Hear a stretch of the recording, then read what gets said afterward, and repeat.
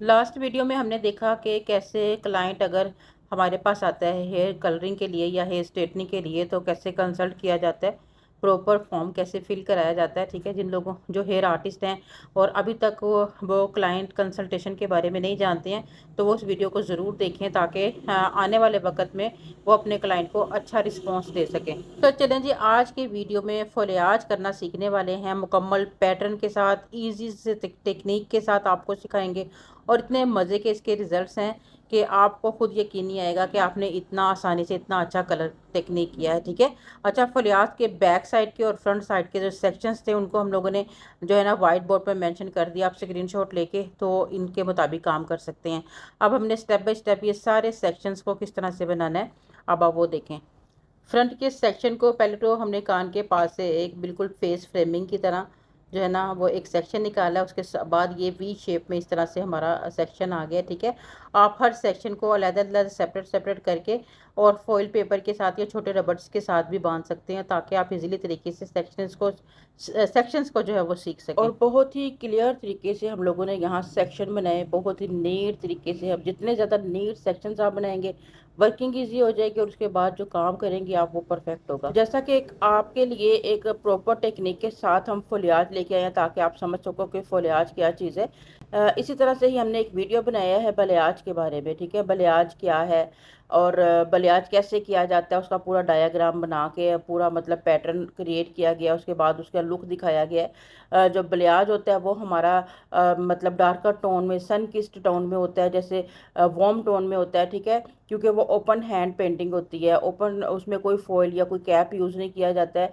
तो उसका भी टेक्निक आप लोगों को बताया, लाजमी हमारी वीडियो देखिएगा, आपको डिस्क्रिप्शन में उसका मैं लिंक लगा दूंगी। ठीक है, और इसके अलावा जो फोलियाज होता है, फोलियाज में फ़र्क ये होता है कि इसके साथ हम फॉइल को भी यूज़ करते हैं क्योंकि बलियाज में ज़्यादा लिफ्टिंग हमें नहीं चाहिए होती है। ठीक है, तो इसलिए हम ओपन हैंड टेक्निक यूज़ करते हैं। और बलियाज ख़ास तौर पर उन लोगों के लिए होता है कि जो बिल्कुल नेचुरल सन किस्ट की तरह से अफेक्ट चाहते हैं। ठीक है, जिनको बिल्कुल भी ओवर कलर नहीं चाहिए होता है, उनको बिल्कुल भी रूट्स के पास से डार्कर और नीचे आते आते वो लाइटर होता चला जाता है, उस तरह का लुक चाहिए होता है। लेकिन फोलियाज में ये है कि क्योंकि साथ फॉइल का लफ्ज़ यूज़ किया गया है कि इसके साथ आप फॉइल को भी यूज़ कर सकते हो। चलिए जी, देखते हैं कि फुलियाज को क्यों पसंद किया जाता है। ठीक है, सबसे पहली बात तो ये कि ये नेचुरल लगता है, जैसे धूप से बाल सन लाइट में हल्के हुए हों। ठीक है, बिल्कुल ऐसे इसका लुक आता है। जड़ों से, रूट्स से बाल जो है ना वो मतलब कलर शुरू नहीं किया जाता है। ठीक है, इसलिए मेंटेनेंस बार बार जो टचअप होता है उसकी ज़रूरत कम पड़ती है।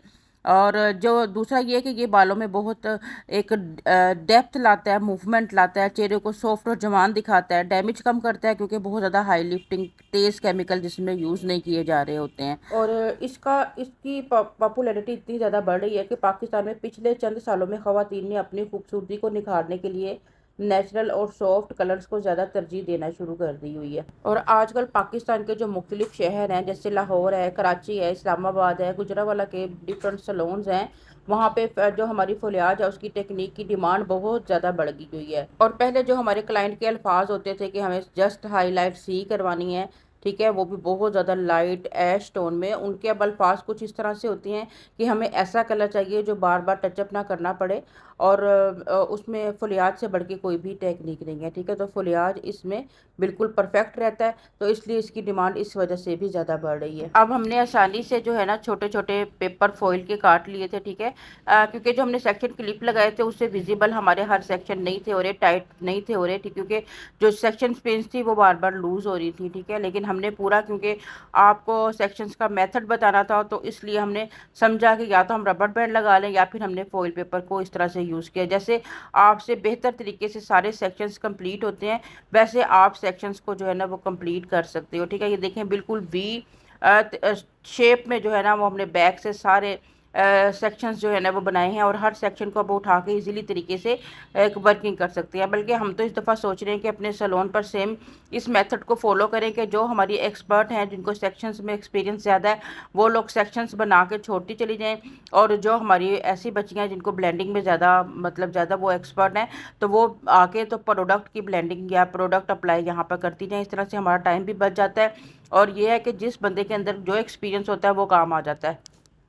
प्रॉपर सेक्शंस हमारे कंप्लीट हो चुके हैं। सेक्शंस आप देख लें कितना नीट और अच्छे तरीके से आपको समझाए और बताए गए हैं। मेरा ख्याल है और किसी चैनल पे आपको इस तरह से नीट सेक्शंस नहीं मिलेंगे अगर आप पाकिस्तानी चैनल्स देखोगे, ठीक है।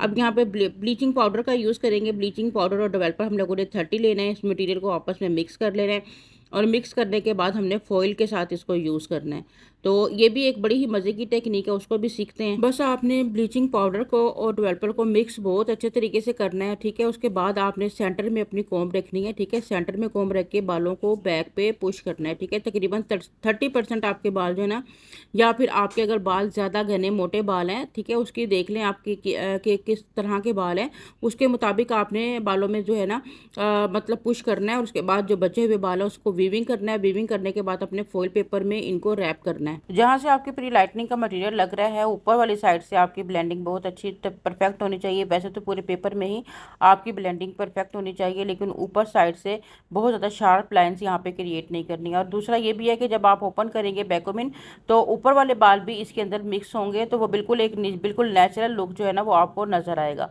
अब सेम स्टेप बाय स्टेप जितने भी सेक्शंस आपको नज़र आ रहे हैं उसमें से आपने बालों को जो है ना वो ऐसे ऊपर पुश करके और यहाँ पे आपने अपनी कॉम्ब को अच्छे से फंसा लेना और नीचे बचे हुए बालों से आपने जो है ना वो वीविंग निकालनी है, ठीक है। और उसमें आपने अपने प्रोडक्ट को अप्लाई कर देने हैं, ठीक है। इस तरह से आपने कोशिश करनी है कि ज़्यादा बालों की वीविंग करें और जो नीचे कम बचे हैं वो कम बाल हों, ठीक है। इस तरह से आपने निकाल के और यहाँ पर अपने फॉइल को जो है ना वो सेम उसी मेथड के साथ आपने एप्लीकेशन करनी है।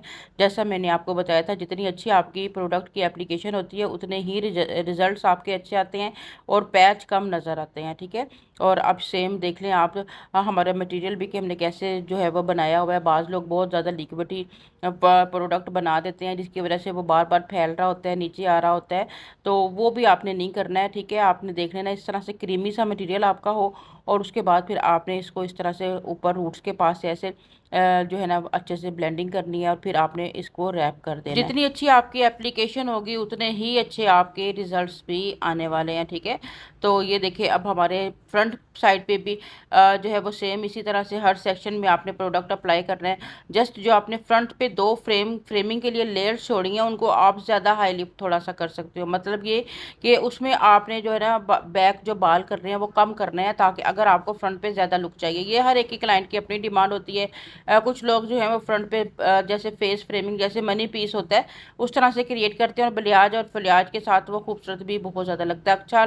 अक्सर लोग जो है ना या ब्यूटिशियंस जो है ना उन दो बलियाज के साथ जो है ना वो मनी पीस को ज़रूर क्रिएट कर रही होती हैं। इसकी टाइमिंग तकरीबन आपने 30 मिनट के लिए इसको छोड़ना है, उसके बाद इसकी वॉशिंग करानी है। कुछ हमारे हेयर आर्टिस्ट ऐसे भी होती हैं जो क्लाइंट की डिमांड पर अगर उन्हें हाई लिफ्टिंग चाहिए होती है तो ज़्यादा टाइमिंग भी रख देते हैं या दोबारा अगेन इस पर रीएप्लीकेशन भी कर लेते हैं, ठीक है। तो ये है कि टेक्निक को अपने तरीके से भी कभी कभार जो वो कस्टमाइज़ किया जाता है या जाता रहा है, ठीक है। अब ये देखें जी 30 मिनट के बाद जो हमारा रिजल्ट था वो इस तरह से येलोश टोन में था, येलोश कॉपर टोन में है। अब हम लोगों ने सारे फॉइल पेपर्स को जो है वो यहाँ पे रिमूव कर देना है और उसके बाद फिर हम लोगों ने क्या करना है, इसको हम लोगों ने वॉश करना है और उसके बाद टोनिंग करनी है। हम लोगों ने बालों से जो है ना मतलब कि जो टेंगल्स थी, जो वैक्यूमिंग हम लोगों ने की थी, वो पहले भी रिमूव कर सकते हो, बाद में भी रिमूव कर सकते हो, लेकिन बाद में रिमूव करना ज़्यादा सेव होगा, ठीक है। यहाँ पर हम लोगों ने जो है बालों को अच्छे से शैम्पू करना है। शैम्पू करने के बाद हम लोगों ने टोनिंग करनी है। टोनिंग के लिए जो मटेरियल मैंने यूज़ किया मैंने प्रॉपर पेपर पर लिख के आपको बताना है, क्योंकि आप लोग बाद में बहुत ज़्यादा कमेंट्स करते हो। और बहुत ही केयरफुली आपने बालों की वॉशिंग करवानी है, अदरवाइज़ आपको पता है कि बाल कितने उलझते हैं, कितना सॉफ्ट आपका बाल हुआ होता है। मैं तो कहती हूँ कि आपको कम से कम ना बालों की 20-25 दफ़ा जब वॉशिंग करेंगे ना अपने क्लाइंट की, तब आपको आइडिया होगा। क्योंकि अक्सर हमारे बिगिनर्स की वॉशिंग इतनी ख़राब होती है कि जब शैम्पू यूनिट से क्लाइंट उठ के हमारे पास आता है, तो जो बिगिनर्स हमारे नए स्टूडेंट्स होते हैं उनकी मैं बात कर रही हूँ, क्योंकि वो आपस में बिल्कुल उलझे हुए बाल महसूस हो रहे होते हैं। तो इस चीज़ का भी आपने ध्यान रखना है। अच्छा, ये 4 ट्यूब्स हैं जिनको हमने मिक्स करके, ये इजी कलर की ट्यूब्स हैं जिनको मिक्स करके हम लोगों ने जो है ना वो प्रॉपर जो है ना वो कलर बनाया है, ठीक है, और अप्लाई किया है।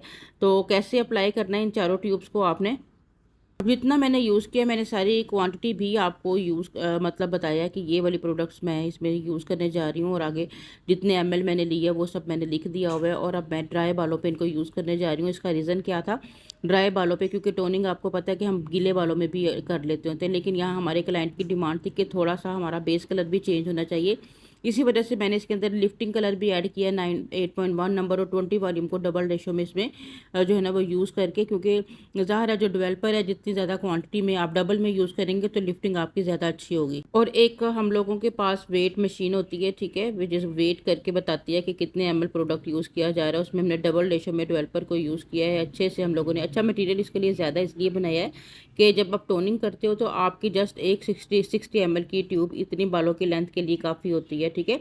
लेकिन जब आपने साथ में बेस कलर को भी चेंज करना होता है तो आपका प्रोडक्ट ज़्यादा लगता है। अगर आप बिल्कुल ड्राई प्रोडक्ट लगाएंगे, वैसे भी बाल आप देखें इस टाइम बिल्कुल ड्राई फॉर्म में है, तो इस पर आप प्रोडक्ट जिस तरह से लगाएंगे ज़रा थोड़ा सा भर के अप्लाई करेंगे, तभी आपका जो बेस कलर है वो चेंज होगा, ठीक है। यहाँ पर 3 लेवल का बाल है और अभी इंशाल्लाह ताला से 5 लेवल तक हम लोग लिफ्ट करने वाले हैं, ठीक है। साथ में बेस कलर भी थोड़ा सा जो है ना वो आप देखिएगा, क्योंकि हमने जो इसमें 4 नंबर यूज़ किया है ना, ये एक नेचुरल डार्क शेड है, उसकी वजह से जिसमें जो इसमें एक वार्म टोन नज़र आ रहा है, ठीक है, वो भी काफ़ी बेज टोन की तरफ चला जाएगा, ठीक है। और अब देखें जी स्टेप बाय स्टेप हम लोगों ने प्रोडक्ट लगाना है, बड़ी अच्छी से इसकी ब्लेंडिंग करनी है।